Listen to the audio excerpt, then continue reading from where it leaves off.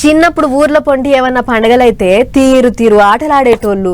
బుర్ర కథ, ఒగ్గు కథ, సింధు యక్షగానం, భాగవతం, మందెచోళ్ళ కథలు, గోసెంగ వేషం అని గిట్లా రకరకాల కళలు చూపించి చూడొచ్చినోళ్లను ఖుషి చేసేటోళ్ళు.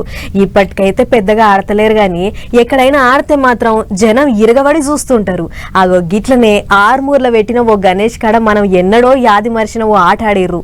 మరి గదేందో మనం కూడా చూద్దాం పర్రి. పెద్ద మనుషులంతా తెల్లంగి తెల్లదోతి కట్టిర్రు, కాళ్లకు గజ్జె గట్టి మెల్ల కాషాయం తువ్వాలేసిర్రు.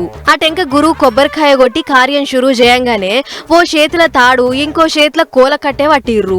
డప్పుదరు వేస్తుంటే ఒకరికొకళ్ళు కోలలు కొట్టుకుంటూ ఆడుతుర్రు. మరి గిట్ల తాడు పట్టుకొని కోలలు కొట్టుకుంటూ ఆడే ఆటని ఏమంటారో ఎరికేనా?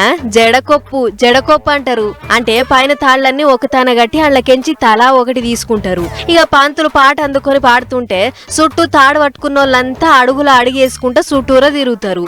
గిట్ల తిరుగుతుంటే పైనుంచి కింది దాకా ఈ తాళ్ల వరుస అచ్చం జడకొప్పు ఎట్లుంటదో అన్ని మలకలు పడుకుంటా తయారైతది.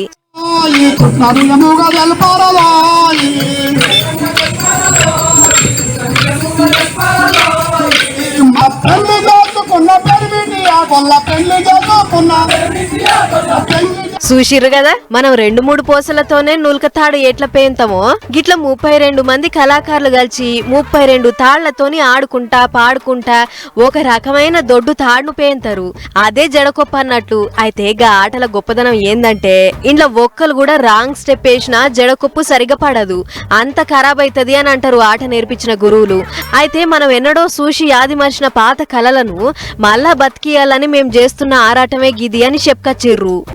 అందరూ ఈ డీజేలు డిస్కోలు అనుకుంటా అటువైపు మళ్ళకుండా ఇట్లాంటి కళాకారులను నిలిపించి ప్రోత్సహించి వాళ్ళతోని ఇట్లాంటి ప్రదర్శనలు చేస్తే మన హిందుత్వము, మన కళలు, మన కళాకారులు అందరూ గుర్తింపు పొంది భవిష్యత్తులో మంచి ఆనందంగా ఉంటారని చెప్పి ఉద్దేశంతో మేము ఈ ప్రోగ్రాం నిర్వహిస్తున్నాం. అదన్నట్లు ఇక మా ఊరోళ్ళు అది కూడా పెద్ద పెద్దోళ్ళు గింత మంచి ఆట ఆడుతున్నారని ఊళ్ళో జనం అంతా వచ్చి చూసిర్రు. గిట్ల వెనకటి ఆట మళ్ళా ఒకటేసారి కళ్ళ ముంగట కనబడేటాళ్లకు ఊరోళ్ళది చిన్న మురిపెం కాదు అన్నట్లు ఇది ఎక్కడైందో చెప్పనే లేదు కదా. నిజామాబాద్ జిల్లా ఆర్మూర్ మండలం అంకాపూర్ అనే ఊళ్ళో ఓ గణేష్ మండపం కాడయ్యింది. ఆట పేరు జడకొప్పు.